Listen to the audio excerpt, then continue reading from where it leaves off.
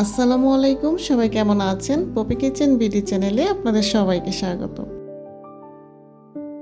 আজকে আপনাদের সাথে হেলেঞ্চা শাকের একটি মজাদার রেসিপি শেয়ার করব। আশা করি আপনাদের কাছে ভালো লাগবে।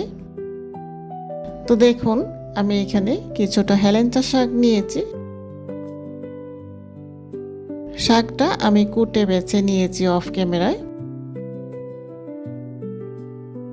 এই হেলেঞ্চা শাকের সাথে কয়েকটা কলমি শাকও রয়েছে, এগুলোকেও আমি ফেলে দিইনি, নিয়ে নিয়েছি একসাথে, রান্না করে ফেলবো।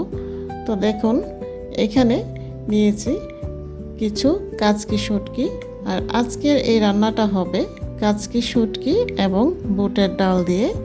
আর এই রেসিপিটা একবার ট্রাই করার পর আপনি বারবার ট্রাই করবেন।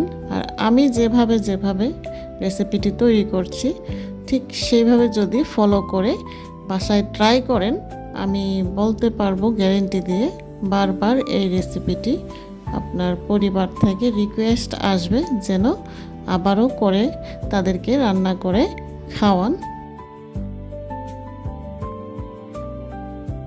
তো দেখুন, শাকগুলো কিন্তু আমি অফ ক্যামেরায় ছোট ছোট করে কেটে নিয়েছি। আর এটা বটির সাহায্যে করতে হবে, একদম প্রফেশনাল শেপ ছাড়া চাকু দিয়ে এটাকে কাটতে পারবে না। তো বটির সাহায্যে আমি কেটে নিয়েছি।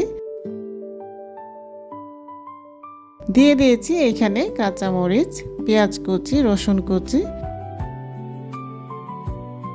এখানে একটা পেঁয়াজ আর বড় রসুনের 2-3 কোয়ার মতো রসুন ছোট করে কেটে দিয়েছি।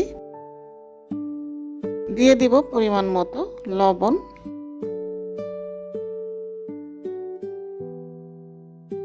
এখানে একবারে লবণটা দেওয়া যাবে না, ধাপে ধাপে লবণটা দিতে হবে। একবারে দিতে গেলে দেখা যাবে যে তেতো হয়ে যাবে।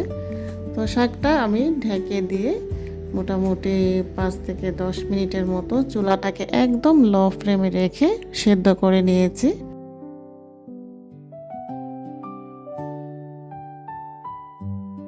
এই তো দেখুন, শাকটা কিন্তু সেদ্ধ হয়ে গেছে।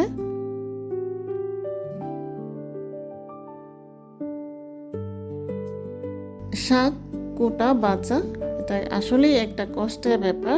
যারা রান্না করেন গৃহিণীরাই এই কষ্টের মর্মটা বুঝবেন। তো দেখুন, এখন আমি আবারও ফ্রাই প্যানে তেল দিয়ে দিলাম। এখানে দিয়ে দিব সামান্য লবণ। তারপর এখানে দিয়ে দিলাম 2 থেকে 3টা শুকনো মরিচ ছোট ছোট করে কেটে। এই পর্যায়ে এখানে দিয়েছি সামান্য হলুদ,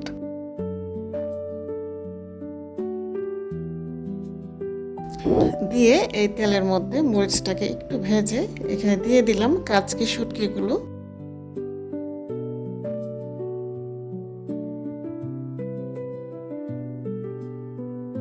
শুটকিগুলো তেলের মধ্যে অবশ্যই ভেজে নিতে হবে, কেননা কাচকি শুটকিটা যেহেতু আমি ভিজিয়ে রেখেছিলাম অনেকটাই নরম হয়ে গেছে। আর এই তেলের মধ্যে ভেজে নিলে কিন্তু শুটকিটা আবারও একটু শক্ত শক্ত হবে।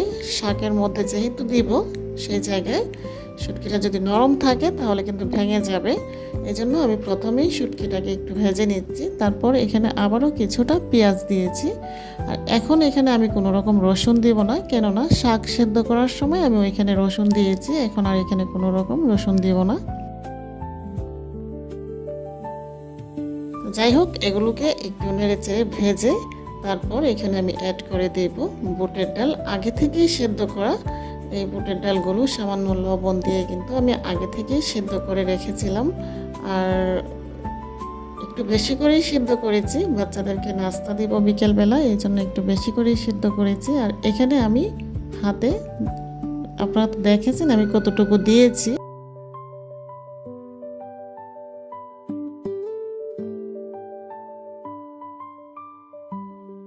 তো বুটের ডালগুলো দিয়ে কিন্তু আবারও নেড়ে চেড়ে ভেজে নেব। ডালটা যেহেতু আগে থেকে সেদ্ধ করা,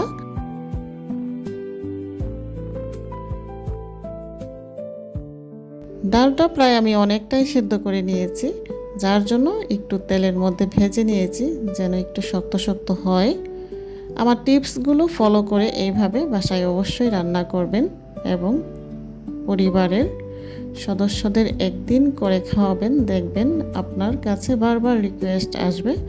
আমার বাচ্চারা শাক কিন্তু ওইভাবে একদম খেতেই চায় না, কিন্তু আমি ওদেরকে যেভাবে খাওয়ানো যায় আমি চেষ্টা করি একটু অন্যরকমভাবে রান্না করে দিয়ে খাওয়ানোর জন্য।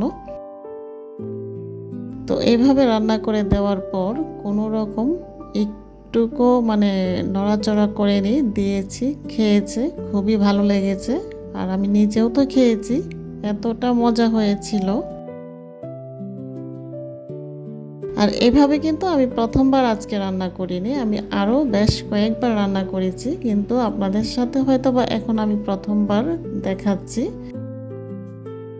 আসলে শাক কোটা বাছা এগুলো আসলে খুবই ঝামেলার একটা কাজ। বাজার থেকে শাক নিয়ে আসা যায়, কিন্তু ওইটাকে কুটে বেছে রান্নার জন্য তৈরি করা যে কতটা শ্রম সেটা একটা গৃহিণী ছাড়া আর কেউ বুঝবে না। এই হেলেঞ্চা শাক কিন্তু এক মোটা শাক ছিল। এইগুলোকে আমি একটা একটা করে ভালোভাবে দেখে শুনে তারপর কুটে বেছে কিন্তু এখন রান্নাটা করছি। আর এই শাকগুলো কুটতে আমার কিন্তু মোটামুটি প্রায় আধা ঘন্টারও বেশি সময় লেগেছে। শাকের মধ্যে দেখবেন বিভিন্ন ধরনের পোকামাকড় থাকে, এগুলোকে ভালোভাবে যদি দেখে শুনে পরিষ্কার করে না রান্না করা হয় তাহলে পোকামাকড় সব পেটে যাবে। এই তো দেখুন চুলার উপরে রেখে আমি অনবরত একটু পর পর নেড়ে চেড়ে দিয়েছি। আর এটা হচ্ছে আমার শাকের ফাইনাল লুক। আমি আর ভাজবো না, আর আপনারা তো দেখেই বুঝতে পারছেন যে কতটুকু হয়েছে। আর কালার দেখেই বুঝতে পারছেন যে আমার শাকটা কিন্তু একদম পারফেক্টভাবে ভাজা হয়েছে। মোটামুটি 15 থেকে 20 মিনিট চুলার উপরে রেখে অনবরত নেড়ে চেড়ে উল্টে পাল্টে এটাকে ভেজে নিতে হবে। তো আশা করি আমার রেসিপিটি আপনাদের কাছে ভালো লেগেছে। সবাই ভালো থাকবেন। আল্লাহ হাফেজ। আসসালামু আলাইকুম।